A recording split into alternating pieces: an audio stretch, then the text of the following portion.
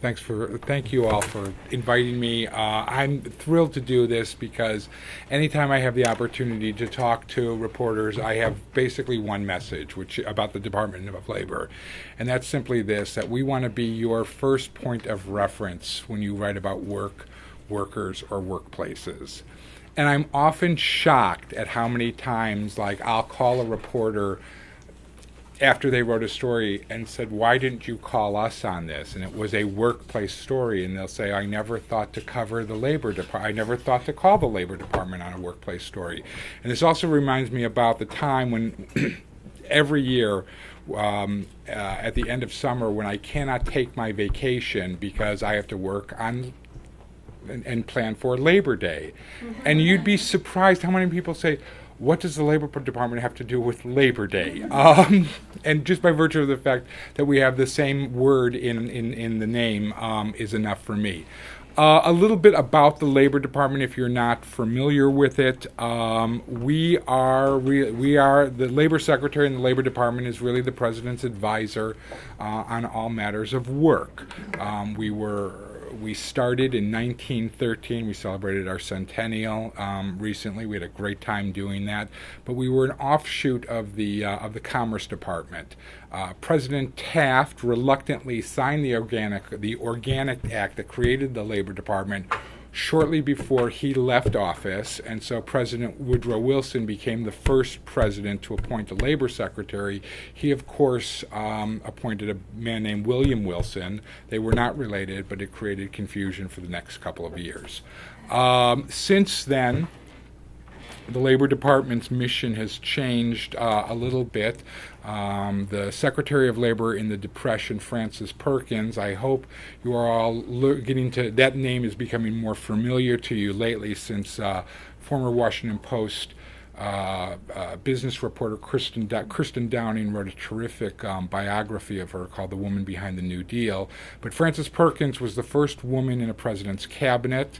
We're very honored that the first woman in the cabinet was the labor secretary. She was the longest serving labor secretary. She created the minimum wage, overtime, the Social Security, and most of the workplace protections that we enforce today. Social Security responsibilities like Social Security and immigration were at one time part of the Labor Department. They are no longer. I'll talk to you about the federation of agencies that are the Labor Department.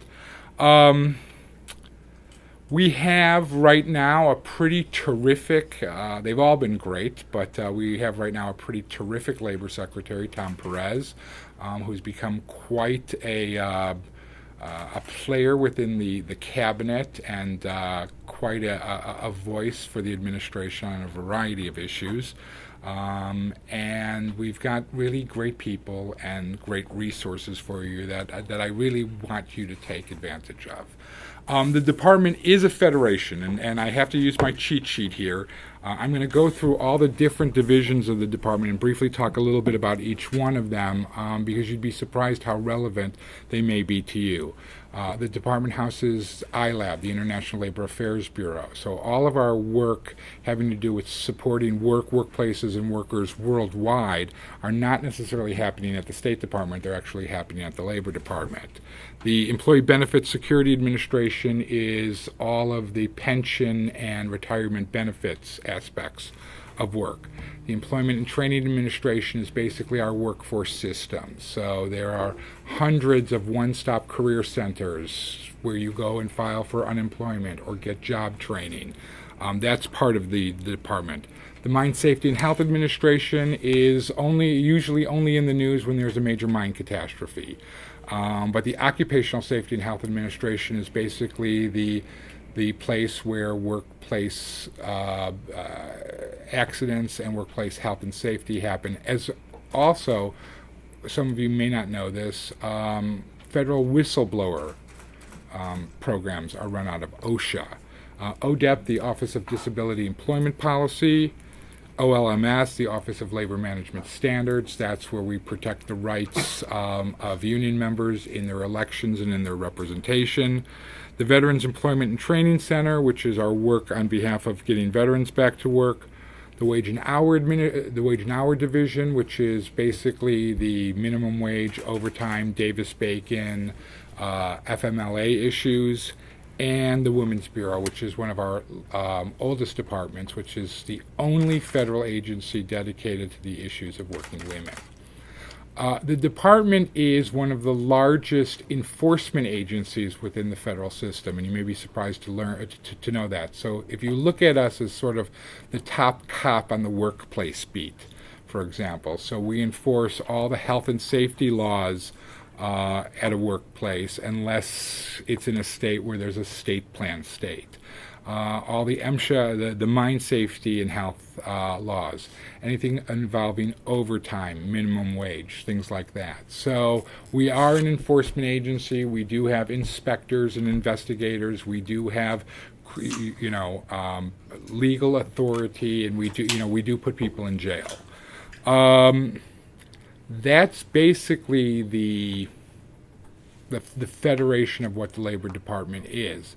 But as the labor beat changes and it becomes more and more of sort of a workplace or worker issue, there are more and more agencies that kind of come into play. There are two other agencies that I didn't mention that I want to make sure that you're aware of. The Bureau of Labor Statistics, which was actually invented before the Labor Department. The Labor Department came to being in 1913, as I said.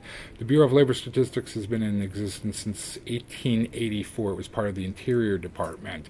Then it went to Commerce, and then it became part of us when we broke from Commerce.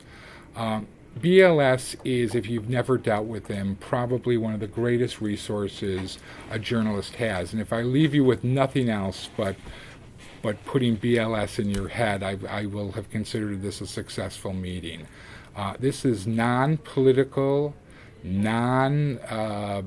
this is just the facts organization. We like to say about BLS that they will never describe a glass of water as half full or half empty. BLS will describe it as an 8-ounce glass with 4 ounces of liquid. It is amazing the things that they do. Now, most of you may know BLS from last Friday. Because they put out the employment situation report. We had excellent numbers on Friday. I was very pleased to see that. The way that BLS works is it's a part of yet apart from the department. They are an agency within us, but they do have some independence. So there's only one political appointee that works there, and that's the commissioner. She's on a term schedule, so it's not exactly, she's not appointed with the administration. She's on a 5-year term. So we've had Democrats and Republicans in administrations, Republicans and Democratic administrations. They have resources that are just extraordinary. And if you want to know, and I'll give you an example on the way in, I checked my email. A reporter from a Florida paper, the Tampa Tribune, has seen lately that more and more people are applying to take the real estate exam, to be real estate agents. Does BLS have any data about number of people who are licensed real estate agents? And of course they do. So they were able to provide state data, national data, trends over time, etc. How soon? Like how recent? How recent are the numbers? They can lag somewhere between almost immediately to about a year.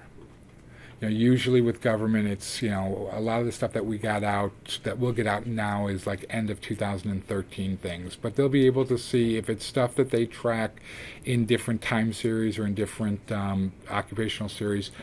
They can be incredibly helpful. It'll give you a very good indication. They also put out, besides the employment situation report, which everybody looks at very carefully, they also put out the other key economic indicators like the producer price index, the consumer price index, real earnings, etc. But if you are ever doing a story where you need data about workers' workplaces, they should be your first call, and they're really terrific. And if they don't have the data, they can usually tell you, Census probably has it, and they'll put you in touch with the right people. The other thing that I think a lot of people are shocked to know about the Labor Department is we're also one of the largest institutions of learning. 50 years ago, President Kennedy appointed his brother-in-law, Actually, I'm sorry, it was President Johnson appointed President Kennedy's brother-in-law, Sergeant Shriver, to create Job Corps. There are now about over 100 Job Corps centers across the country. They are residential institutions of higher learning that give at-risk students a high school diploma or an equivalent and some sort of job training program. So whether it's construction or culinary arts or IT or plumbing or forestry or things like that. George Foreman, the boxer and grill salesman, is the most famous graduate of the Job Corps. Everybody gets impressed by that. That's basically the overview of the department. In addition, there are always the things about like what's, if you work at the labor department and you're the labor secretary or an assistant secretary, you do become sort of an expert on work, and sometimes the secretary is viewed as the nation's job counselor. So, we look very closely, and not in any specific sort of purview of any of the agencies I've mentioned, some trends in the workplace. So, a couple of things that we're looking at that I think might be of interest to you. We're certainly, and for example, from an investigative standpoint, we're certainly looking at the at a very disturbing trend of misclassification in the workforce.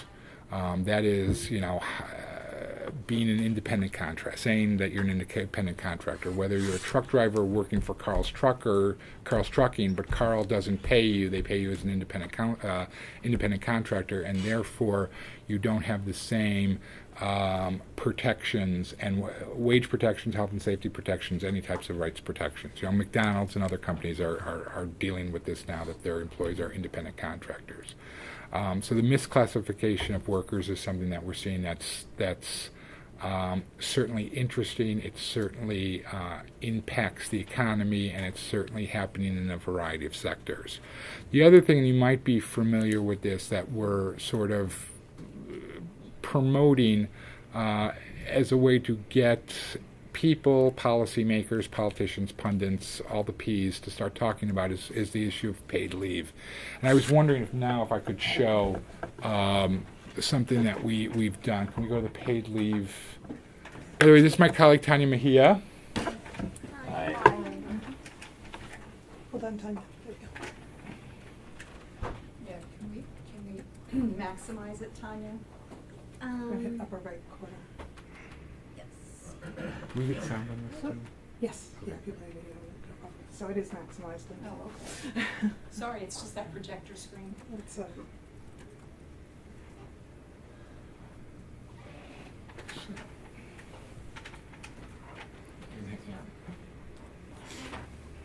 We'll show the video. We'll show Okay, the, yeah. 3 million hits on this. that you can hit if you want to maximize it.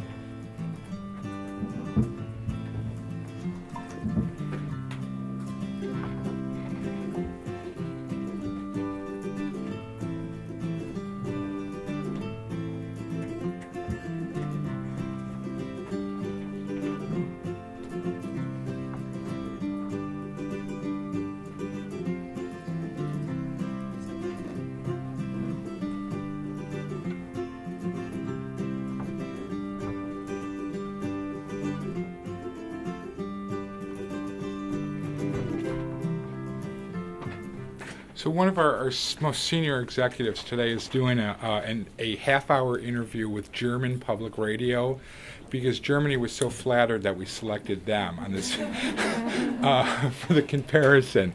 And that's really all they want to talk about was, why do you pick Germany? We're actually very excited about this issue. One, because we're just trying to get people to start talking about it and starting to foster the debate. That actually led a segment of Morning Joe when the secretary was on. So, and Mika's a big fan of the video. So we made that in-house. We thought we were being pretty creative, and we were just shocked at how this issue is just picked up. Secretary Press has done 150 op-eds on the issue of paid leave. And so we really feel like, something's brewing, there's something percolating in America, and it's a topic well worth looking at. Yeah. What do you think is the biggest obstacle to changing the way companies offer paid leave? I think that I think that the biggest obstacle to paid leave is just understanding it. And for us, the big obstacle is making the case that it's a bottom line, that it really is a bottom line issue. If you look at women's labor force participation, for example, and compare it to Canada, and compare, Canada's labor force participation for women and our labor force participation for women, Canada offers paid leave. It's much better. We need to keep women in the workforce, and in order to be competitive. Making that case, look, one of the other big issues that we're doing right now is minimum wage. Going from $7.35 to $10.10 over a long period of time is not going to break any business, but making that case is our biggest challenge. Do these initiatives come from the president? Some, they go both ways. I mean, sometimes, and let me give you a little bit of background about me. This is actually my second go at the rodeo at the Labor Department. I was the Deputy Assistant Secretary in the Clinton administration. In between that time, I worked at a think tank that fostered, that did work on government participation, understanding, and trust. And for a year, I went to Wall Street and worked at this little firm called Lehman Brothers, and it was not my fault. But one of the things that I think is interesting, and what a lot of people don't know, is the relationship between the cabinet agency and the White House. And sometimes the president directs the cabinet agency to do something, and sometimes the cabinet secretary and staff sort of filters an idea up to the White House. In this case, it really was Perez doing some international travel, mostly this meeting of the G20 labor ministers that he went to, when they started talking about women in the labor force. And labor force participation has been a big topic of ours, because our critics will say that that's why the unemployment rate has gone down. So when we announced the unemployment rate, there are two numbers. There's the percentage, and then there's the numbers of jobs created. And so we're down to, 5.6 on Friday. And some people will say, sure, the rate is down because people have left the labor force, rather than that they've gotten jobs. Now, we know in 2014 that's not true. The reason why that the rate is at 5.6 is because people got jobs. But when you peel down and look at who the long-term unemployed is, who's going in and out of the labor force, how dynamic those numbers are, you're really seeing that the big story is women.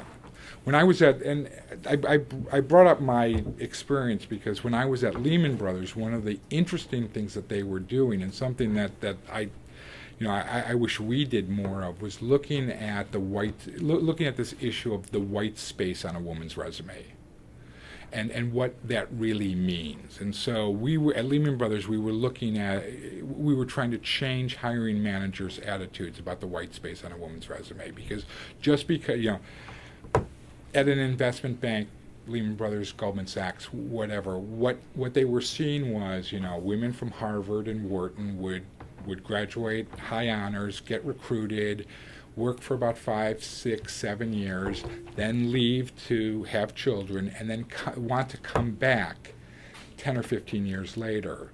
There were certainly challenges to them about technology and other things.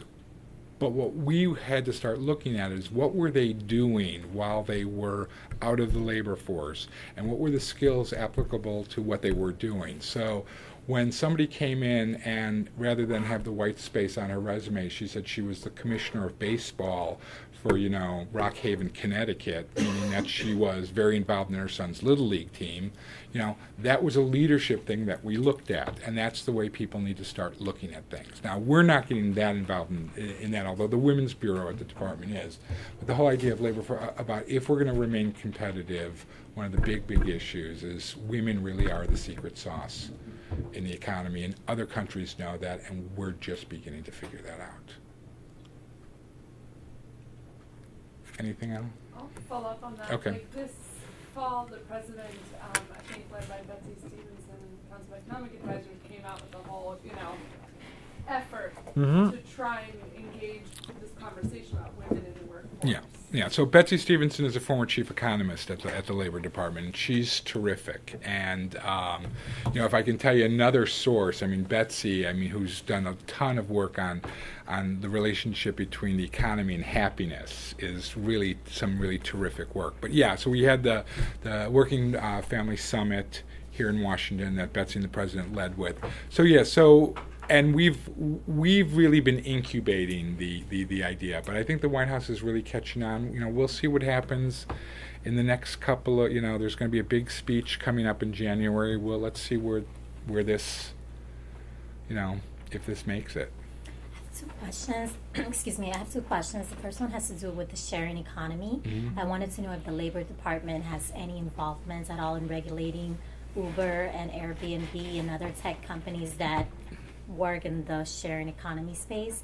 And also, what analysis can you share with us about the fact that we're getting more jobs, but the wages are so stagnant? So yes, more people are getting employed, Mhm. but they're getting paid what they would have gotten paid 10 years ago in a lot of cases. In some cases, let me take that one first. So we saw in the last report, and then over 2014, that that the majority of jobs that were created post-reception were good jobs, and so there were powerhouse numbers in industries like professional business services, healthcare, and then the good middle-class jobs like manufacturing and construction. So the idea that we've only created, jobs in fast food and in restaurants is not necessarily true. The wage issue is indeed the unfinished business of the recovery. And that's why we're trying, that's why we want to raise the minimum wage. That's why we want an infrastructure bank. That's why we've tried to do a lot of things to help raise wages. That's why a lot of the issues like paid leave are important, because they all impact raising wages.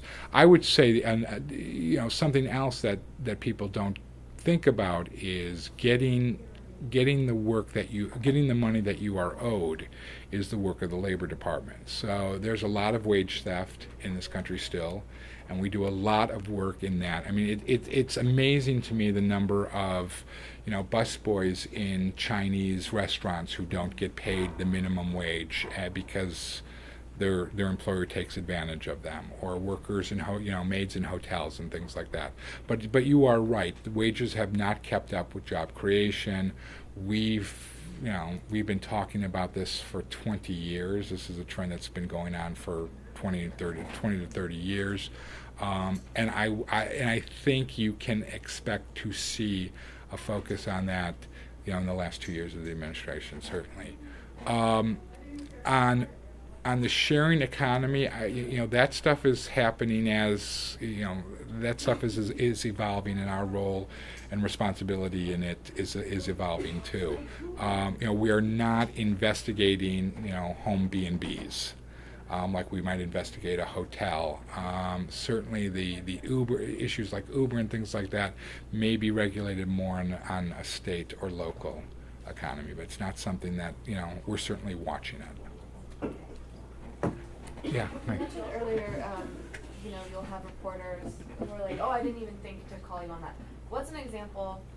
I feel like unemployment story might be sort of obvious, but what are some examples of stories that you can help with, and how? Like, are you providing expert analysis? Are you guys walking us through reports, that type of thing? I'll give you a couple of examples. There's a trend, and hopefully we're going to see less of this, but there's a trend of, in the unemployment space, of churches and religious institutions really becoming job counselors for the unemployed. And they're called job clubs. And you're seeing real interesting networking facilitated by faith organizations. The Cleveland Plain Dealer just did a fantastic story about this. We see a lot of stories about it, and a lot of people don't call us. The Plain Dealer luckily did call us, because we actually have somebody who works half-time in our Employment and Training Administration, half-time in our faith-based, who's actually facilitating job clubs. You are going to see a lot more. I'm shocked that we don't get called. The Wall Street Journal did a story about this on Thursday.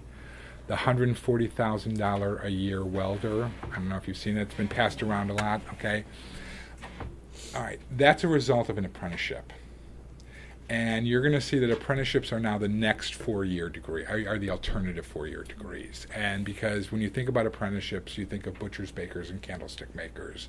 Well, apprenticeship is now in healthcare, in pharmacy, in IT, in childcare. There are all sorts of ways that apprenticeship is becoming really a great new way to earn and learn. I would love for more people. The Secretary is making apprenticeship a huge initiative. We just released in November millions of dollars in grants to foster apprenticeship. But for some reason, the Bureau of Apprenticeship is located in the Department of Labor, and sometimes people don't think, oh, apprenticeship, oh, I need to call, the Plumbers Association to get a comment on apprenticeships. No, you need to call the Labor Department. Some other ideas that aren't necessary, anything on, veterans employment. People don't necessarily think about us, and so I understand that they'd normally go, because veterans is the first word they hear, they'd go to the VA, but employment is the second word, so come to us. Disability employment, which is a big issue in that.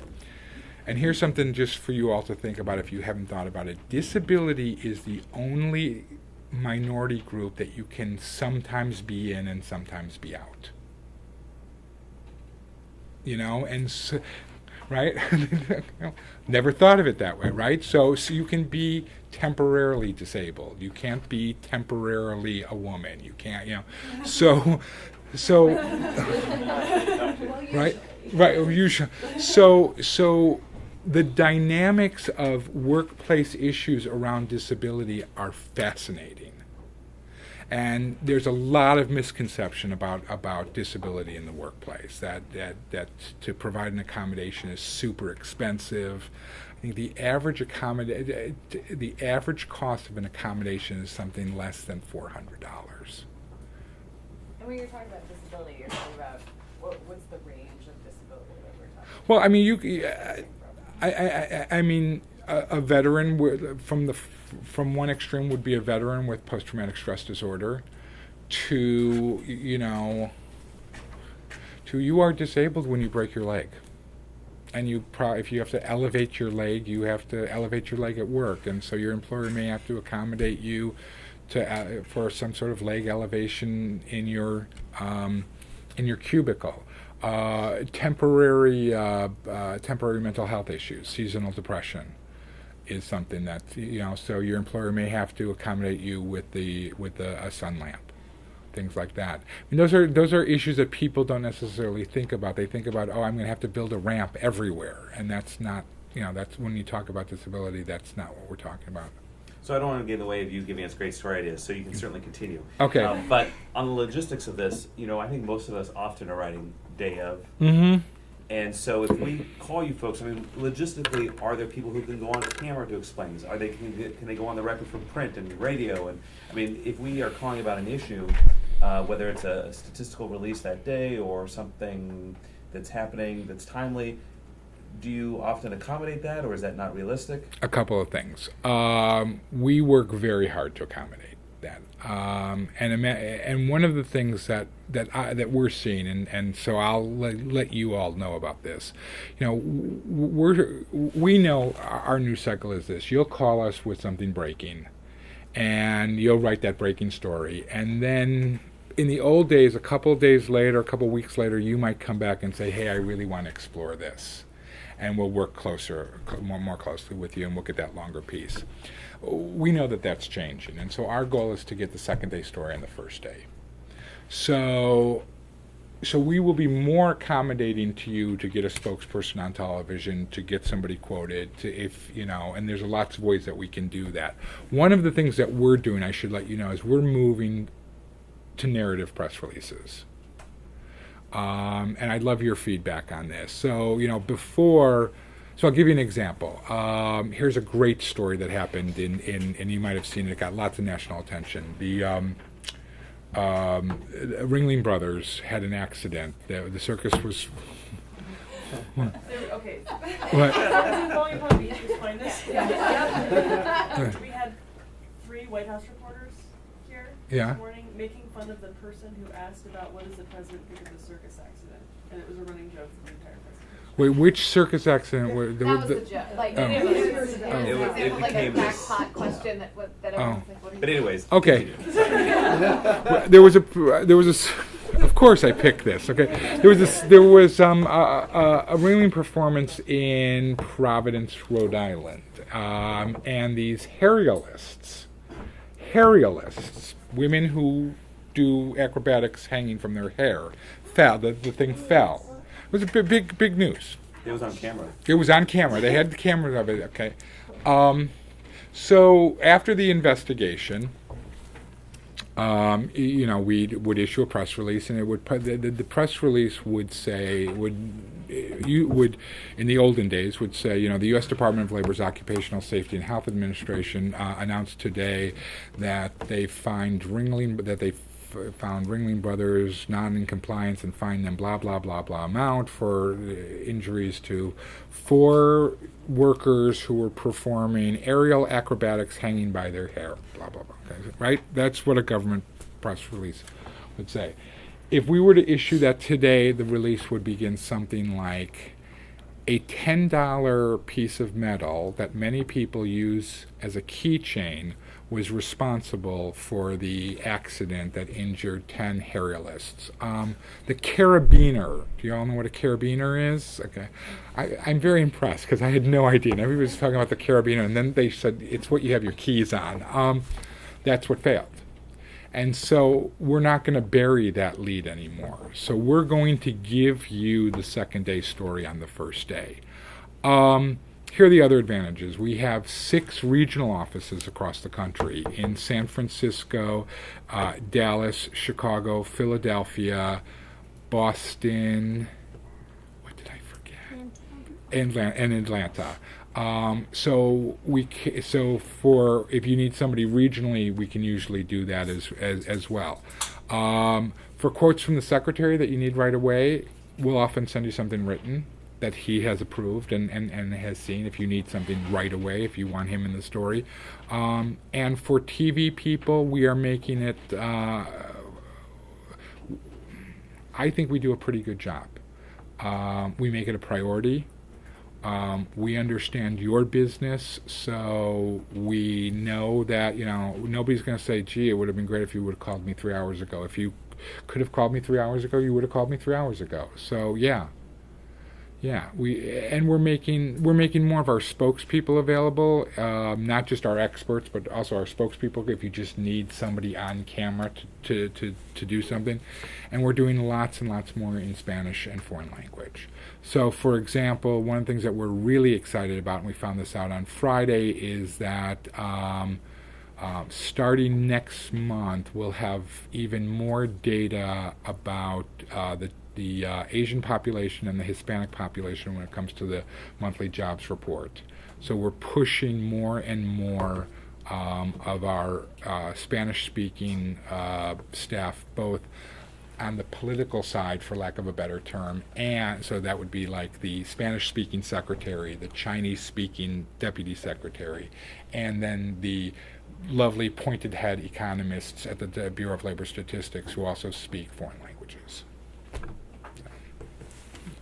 Is there anything else besides apprenticeships that you have identified as priorities given the growing skills gap in filling jobs in the near future? The secretary likes to say this line about, the old strategy for job training was train and pray. So you train people in widget making and pray that somebody wanted widget makers, and that's really not working. I think we're taking a much more realistic and futuristic looking at job training. And I will tell you this: if you want If you want a story idea, I'll tell you one of the greatest not covered topics in this nation is the unbelievable power of community colleges. These are the most nimble education organizations you can find, and more of them are partnering with local businesses so that they can supply, for lack of a better phrase, just-in-time training for things. They have the infrastructure, they have the facilities, they have the experience. We give them the money through our grants program, and they have really proven to be an extraordinary element of our nation's economic success, and I don't think enough people know that. And I'm going to hope that this is off the record. I think there's a certain sort of academics. We are on the record. I'm going to say this, then. I'll say it anyway. I think there's an academic snobbishness towards community colleges. I think we're all probably. Is anybody here a graduate of a community college? I mean, I went somewhere else. Right, but then you Yes, eventually I did. got But my 2-year degree from Columbia. right, but there. Graduation rates, generally speaking. Pardon me. They have really horrible graduation. Graduation rates, but they can do the on-the-spot training, and that's where that's where the secret sauce really is. What's the department's relationship with unions? Well, the Office of Labor Management Standards oversees or has oversight on union elections and ensures that that union members are represented with integrity and fairness and legally. The department has a different relationship with the labor movement depending on an administration, of course. So we certainly see the labor movement as a key stakeholder in our work, as a key advocate for our work, and in a lot of cases, a very strategic and trusted partner in our work. So if we're doing a story on phenomenons within unions or the rise of unions, that's all something you guys could Sure. I mean, we certainly have data on union membership, and as a matter of fact, those numbers come up this month, I think, at the end of January or early February. So there's going to be, so BLS will put out the annual numbers on union membership, but certainly, there are trends in organizing, and I think this is another big story. What worker voice looks like now is not just unions. You're seeing you're seeing these work councils in the auto industry in the South. You're seeing more of these worker centers across the country. So when you talk about a worker having a voice at work, it's not just a union anymore. That's something Secretary Perez and a lot of us, as far as like a trend that we're very interested in looking at, that's something that we're definitely looking at. We have a lot to say about that. So call me on that one. Yeah. On the job training subject, what kinds of data do you guys keep on internships, specifically unpaid internships, and how that affects the economy? We're involved in the unpaid internship issue in that it's a wage and hour issue, and so we have we've provided guidance on that. On numbers as far as how many unpaid interns there are, I don't believe because they're not workers. Mm-hmm. I'm not sure we track that. I don't know if I doubt very much BLS does.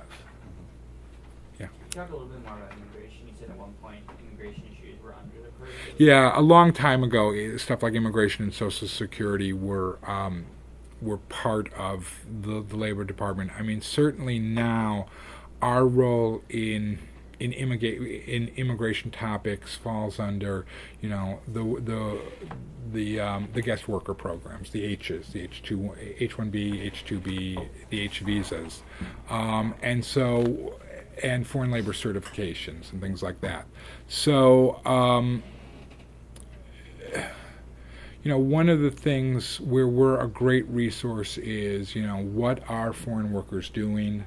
BLS also does a lot of research on, what the job characteristics of immigrants over time and things like that. And then certainly as immigration affects, employment as we're involved in those policy discussions. I'm trying to think of other immigration. Certifying your visas. Mostly the H visa programs.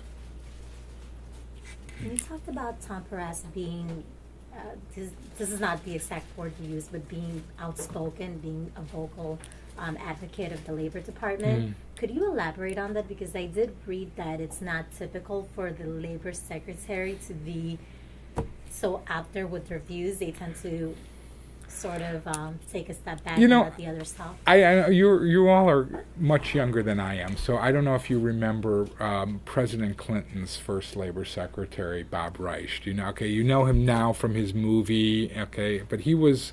Do you all know who Bob Reich is? Okay, so so I worked for him too. So I was there. He was certainly an outspoken Labor Secretary.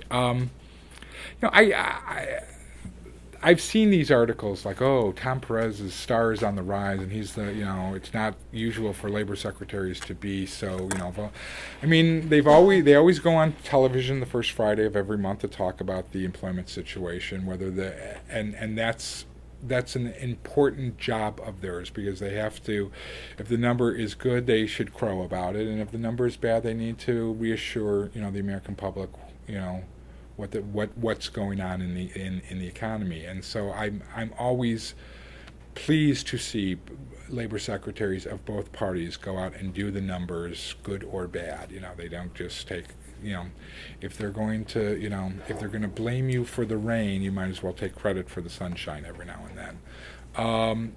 But I think he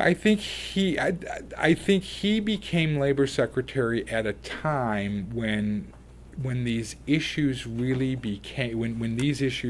sort of became a lot more elevated. And so I think there's always, a certain group of cabinet members who always have a certain amount of star power. What I think is interesting about him is he was not in the Senate. He wasn't, he never ran for president. He was just somebody who sort of came up through the ranks. He was, he never worked.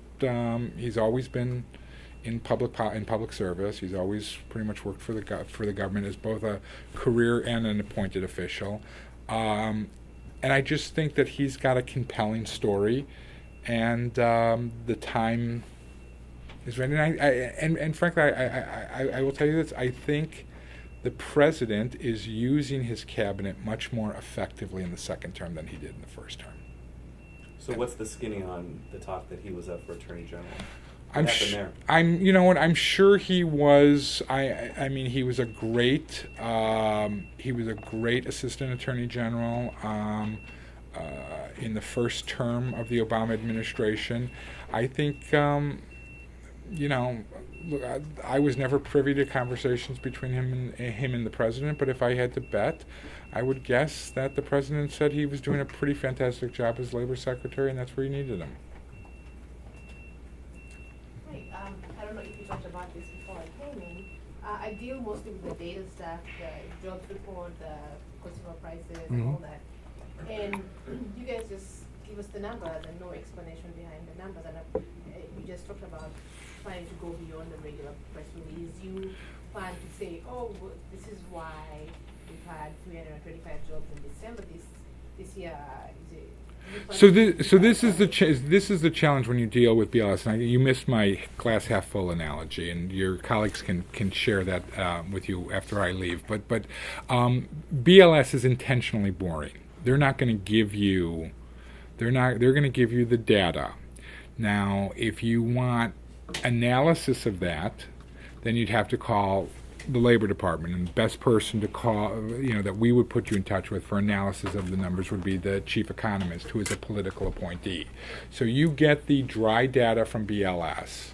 They will not give any opinion. They will not give any, the glass is not half full, the glass is not half empty. It is 4 ounces of liquid in an 8-ounce container. And then if you want analysis of programs that impacted this, or why this is, or where we need to go, then you need to go to the department and probably the chief economist. Would there be a possibility of having that in a document waiting?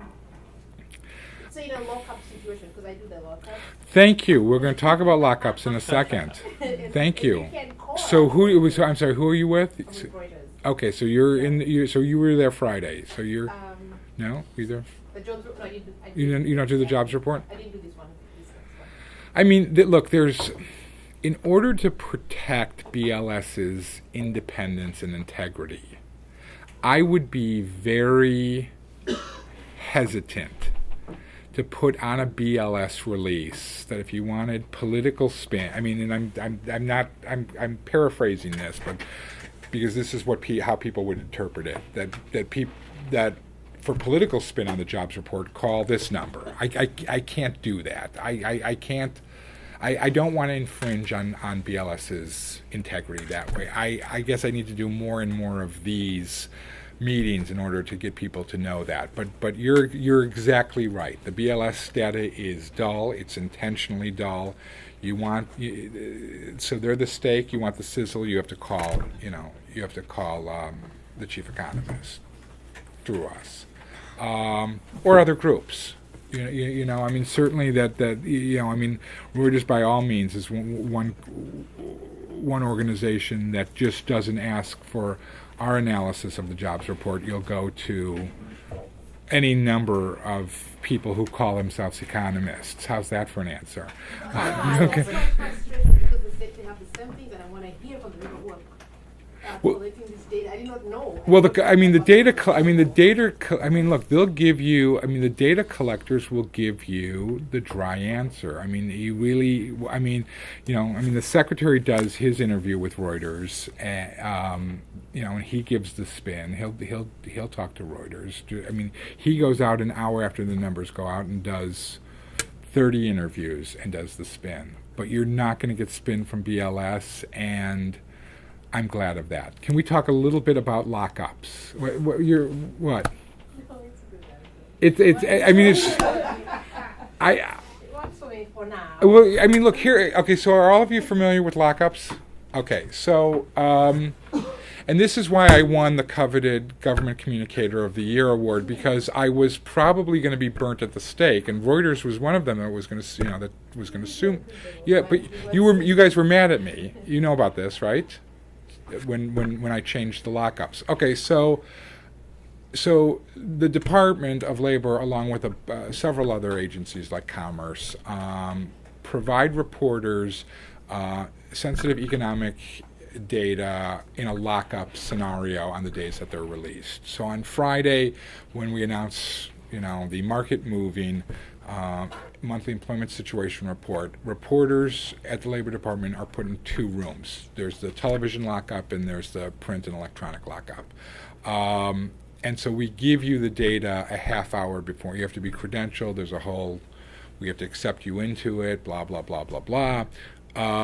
You have to, and so we give you the data in a half hour beforehand in an embargoed locked up situation. One of the challenges that we're having, and I'd actually love your opinion on this, is who is a reporter now? Because one of the requests that we were getting in the lockups, and Reuters, in addition to the story that you write, and tell me if I'm wrong here, and in addition to the story that's written, several outlets also make the economic data available through an algorithmic process to traders. So when I came, one day, I'll tell this, I eventually was called in front of Darrell Issa, who you all know who he is, right? Okay, as a result of the changes I made trying to protect this data. And people just thought I was trying to stomp on your rights and everything like that, and reporters. I was just trying to protect my data. I got in a lot of there was a lot of controversy about this. I had to testify before ISA. Lo and behold, eventually people began to understood what I was trying to do, and I got this nice big prize out of it. But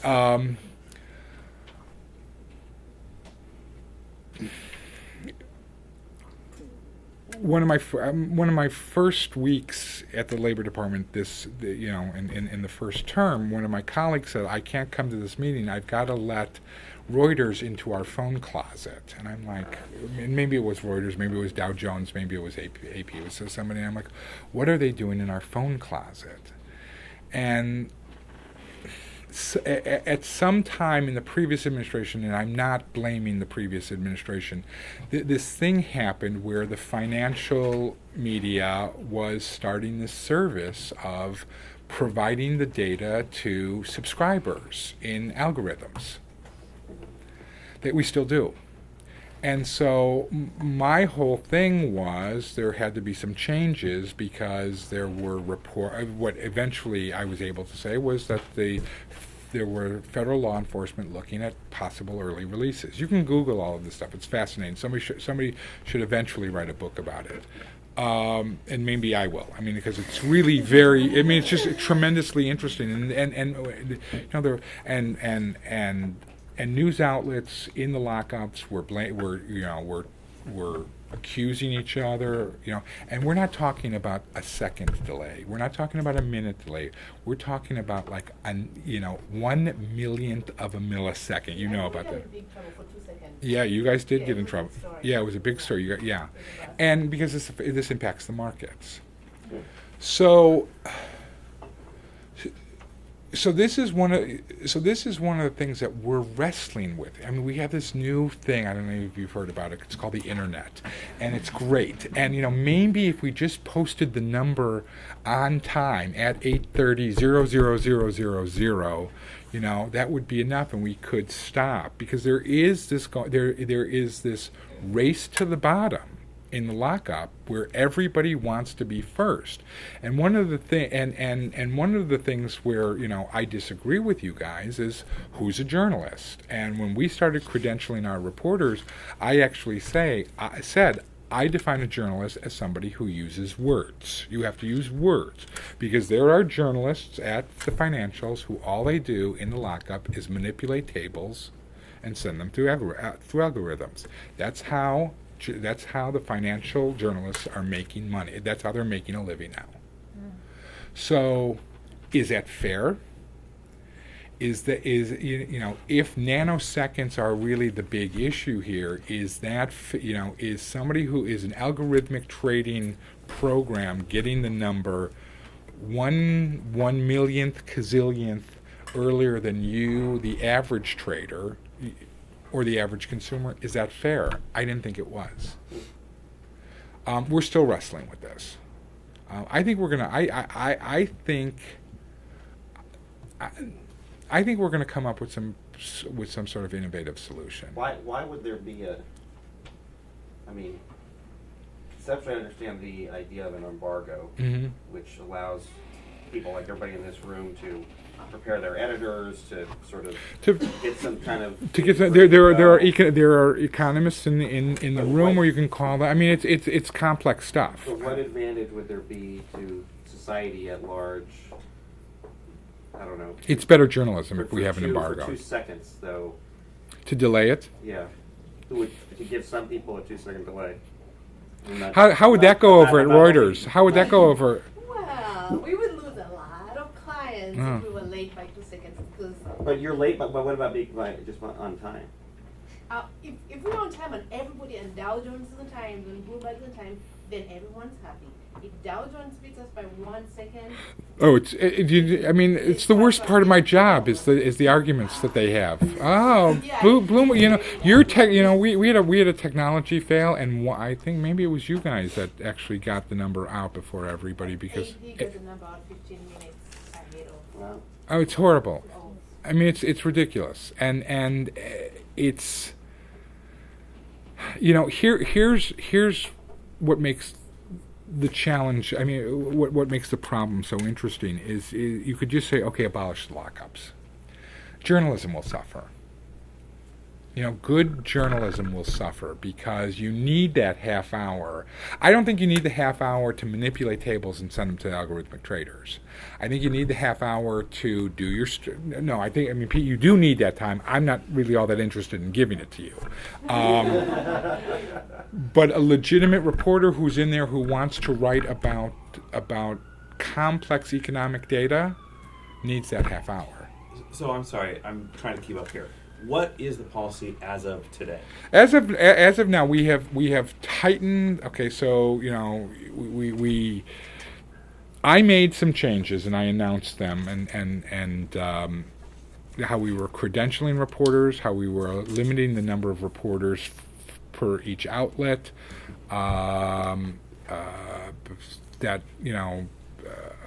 Here was the best. One of the big. So let me backtrack. So this will give you a little bit of context.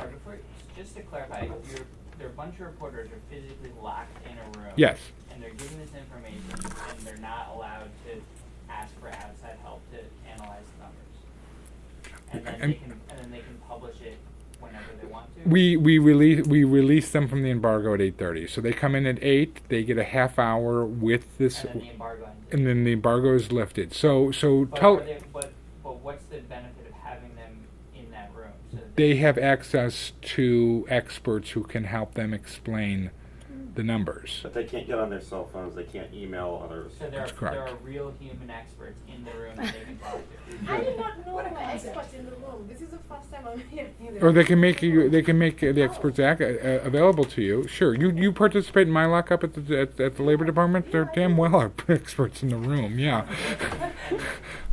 And why is that different to you than just letting your select group of reporters, giving them that information at 8, having an embargo at 8:30, and letting them do their thing? I mean, if you want your reporters to have the best access to information, be able to do whatever they want to write the best stories, why are you keeping them under that? I understand the embargo, but why physically in that space? It get leaked. Oh yeah, I mean a leak. I mean Have you read the novel Flash Boys? Flash Boys is a very good example. Yeah. It's not a novel. I mean, It reads like a novel. how could I possibly ensure? Let me tell you how strict the rules are. I'm the head of the Office of Public Affairs. I'm the head of the lockup. I'm not allowed in the lockup because I'm a political appointee. Wow. No That's how political strict. appointees. No, and that's a rule I made. I'm not allowed in my own lockup.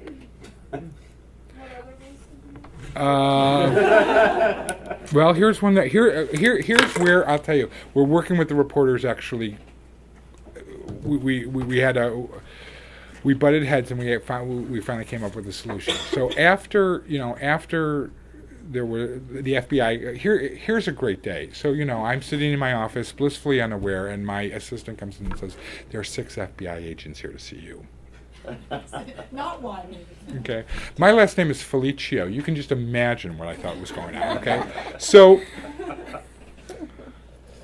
I mean, they basically said, we've been looking at your lockup. We've had, we think that there's, we don't know. We're concerned about an early release of a nanosecond, blah, blah, blah, blah, blah. And I said, the only way that we're going to find out if there's a problem is if you catch somebody. And if you catch somebody, then it's too late. Right? They broke the embargo. Okay. I'm like, can I try to fix this while your investigation goes on? They said yes. So I went. You know what? Go big or go home. I hired Sandia National Laboratories, the people who guard our nuclear secrets, to come in and assess the lockup. They were there 3 minutes and said, okay. Okay, I mean, it was just. I mean, there was no security. So one of the things that they had actually suggested was, was that that the reporters had to work on computers that the government provided. Now you could slippery slope, and I'm like, enough with the slippery slope. A slope is slippery because it's a slope. Okay, so. Okay, nobody had a problem using government telephones when we used to do this before computers. But all of a sudden, no, we can't. That's no, because secretly, unemployment is going to raise to 10%, but I'm going to be controlling your keyboard, saying all praise Obama. I mean, it was just ridiculous. We came up with a solution where the computers had to be bought and shipped directly to the Labor Department, and that was a great compromise. But the news organizations bought their own computers and had them shipped directly. We scrubbed them first. They could use their own computers. But we were finding, you go back, and this is all just one long, terrible night where you'll go, why was a tape recorder left in the lockup room? Why was this, there's been a lot of problems. And some of it could be just human error. Some of it could be, you may call in sick one day and somebody that's not you may go to the lockup and may think, oh, I can press send now because I'm done. Well, you can't send There now are, because they shut off all. we shut off all, Don't yeah. take even a pen in. Yeah, oh no, we supply you with your own pens, we supply you with your own paper, because it got that bad. And it's, Part now. they go through you go through metal detectors. So, What does a room look like? Can you give us more detail? She can tell you. Are there secret doors? No, it sounds a lot more, No, I mean, the Supreme as, Court, yeah. the Supreme Court does the same thing. Yeah. Like to the Supreme Okay. Court. Well, if you've ever covered Commerce or Treasury, or the Fed, they're all the same thing. Ours is just ours has become famous for a couple of reasons. One, because they're ELISA. Two, because we actually decided to do something about it. So I will tell you, there's nobody from Bloomberg here, right? No, there is. Who's from Bloomberg? He's not here. He left. Oh, he left? Okay. Is he really? He's Yeah, fine. he left. Oh, okay. I did this phone call. This for planning purposes phone call about how we're going to change the lockup, and the news organizations were not happy. The next day, Bloomberg TV flashed my picture and the sound from the phone call. And this was a call about how we were. It was not a news call. I made that very clear. People called outlets called the White House. There was a meeting at the White House about it. It got very, very serious. It's a very serious issue, and it's something that you all need to kind of think about, and maybe the center needs to look at, because how do we cover these economic issues now with this algorithmic trading, which did not exist 15 years ago? How do you decide which news organizations you let in there? When I was in Florida, I wanted to cover the picture or the national news, and then I always wondered, how does Bloomberg and Reuters get this number and have time to prepare their numbers before me? I get it live. I did not know there was such a thing as a lockup. Now I'm realizing. So if somebody, say, some Florida newspaper wants to send their reporter here every first Friday of the month to get the jobs report, would you let them? I would frankly love that. I would love that. The Los Angeles Times was the only paper, not service, that was in the lockup, and they've stopped coming. There was a time, when the New York Times was there, when everybody was there, but that's changed. And so now a lot of people rely on the financial outlets, the financial services to get it. Doesn't requiring them to buy a computer and store it in your specific office put a cost barrier to outlets? I couldn't go do that. I work here full time. I couldn't have a dedicated computer in a building that I'm going to Bloomberg's certainly not complaining about it. I work for I a regional newspaper. If you wanted a government computer, I'd give you one. Because a couple of like the Asian outlets, a couple of them said, we don't care. Give us the government computer. We'll work on that. Well, we no longer we know it used to be that you'd be let in if you had the house galley pass or whatever that is. But my dog has a house galley pass, so I mean that's nothing. I mean you have to be a legitimate news organization with a legitimate reason for wanting to cover it, and we'll credential you. Your Like the Motley Fool? yeah, and we would love that. Now if you're we make you fill something out, and if your first one news organization, and I will not tell you which one it was, we did not re-credential because they actually said their first priority was not journalism. Their first priority was algorithmic trading. So I was like, you said it, not me. You're not in.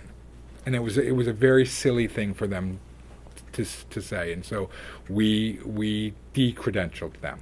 But we also one of the biggest problems was this faux news organization called Need to Know News, which was let in years ago. You ever hear of it? No. Okay, here's why. All they did was supply did you guys buy them? Somebody bought them. I mean, that's somebody bought them. All the Market News bought them.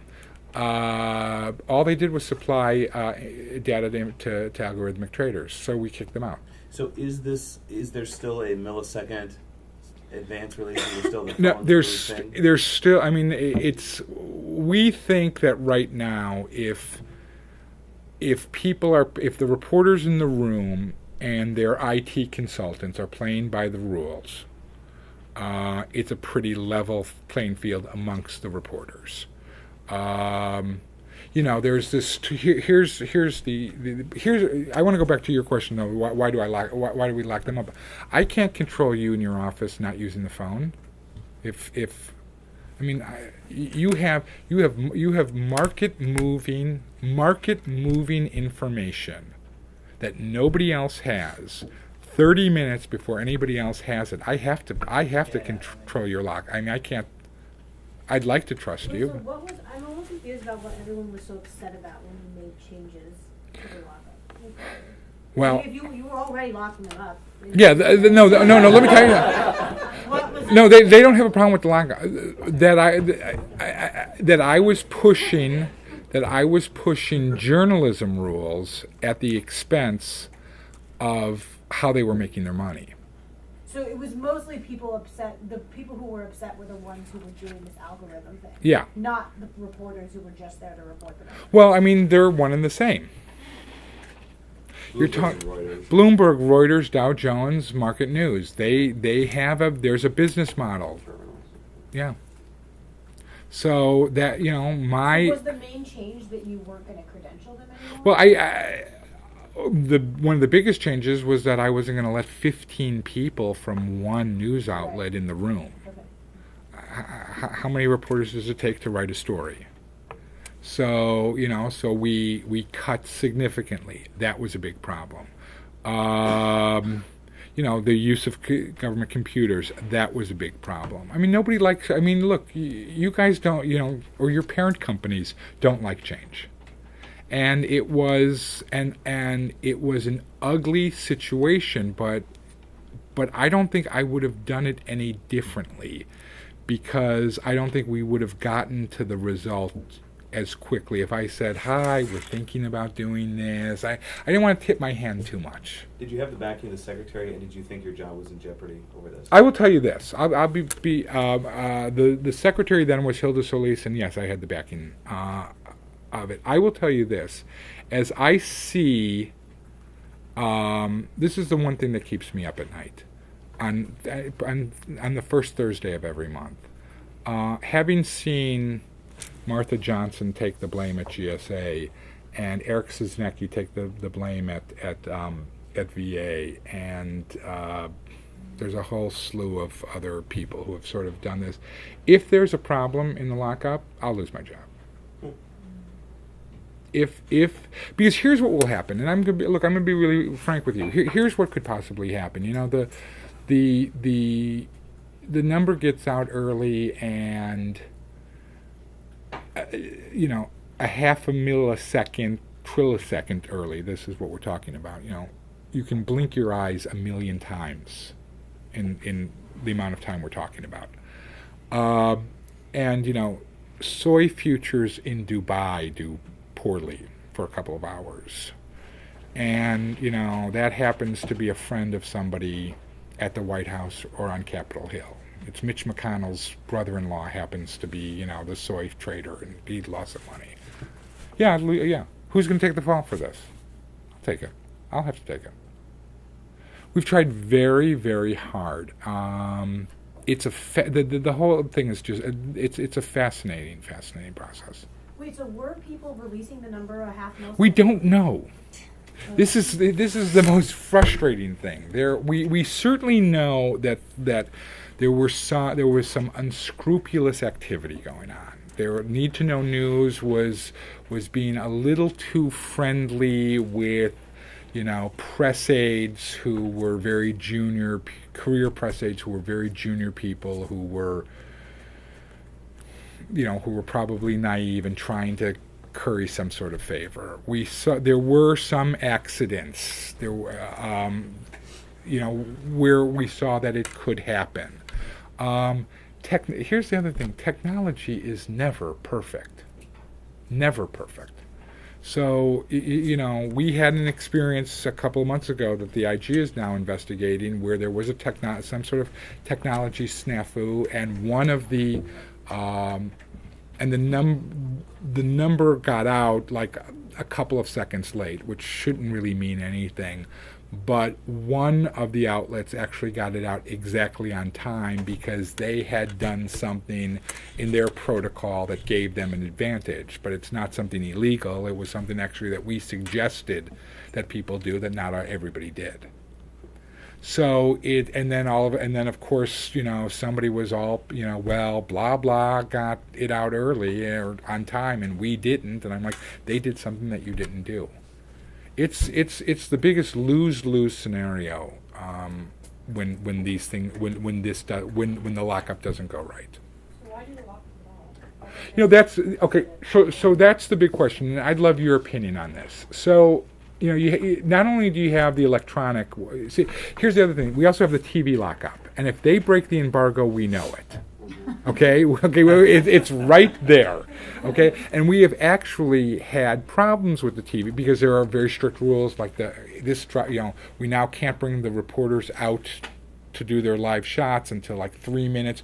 We used to let them, have 20 minutes, so they were outside and knowing the number. The producer can't use a cell phone, which you can just well imagine how horrible that is. And so we've had like producers pick up their cell phone, and we've had to suspend them from lockups. The network, not the producer. That's how strict it is. Why have the lockup? Because it fosters good journalism, and good journalism fosters good reporting on the number. These are complex numbers.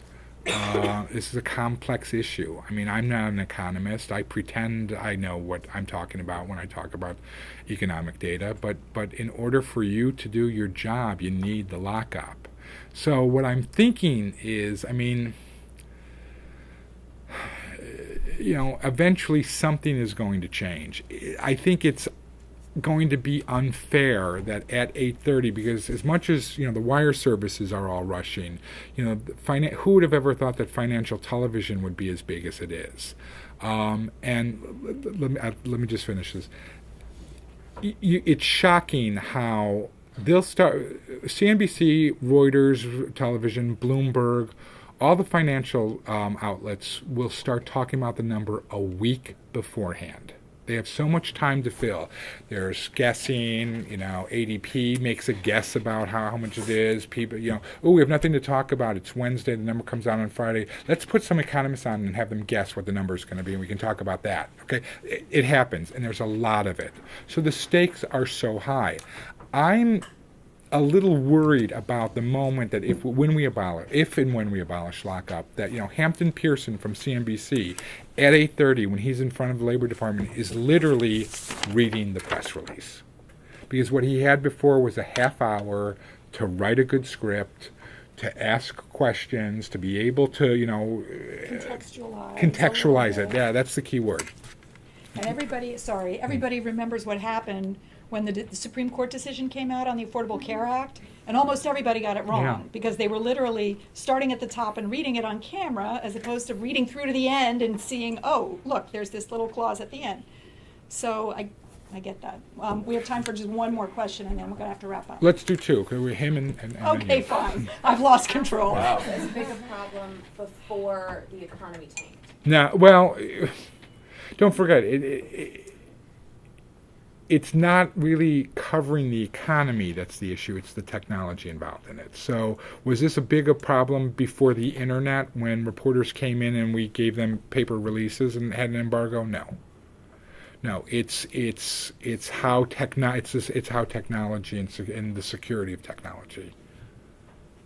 So I understand the lockup situation better now, and I do think you should write a book about it. Okay. But your answer to the question as to why not abolish the lockup, that more time gives journalists they can write better stories. I mean, you can make that argument about anything. I understand that this economic data is much more complex than embargoing a campaign issue. But you could make that argument about anything. We could all use an extra half an hour before something breaks to make it a better story.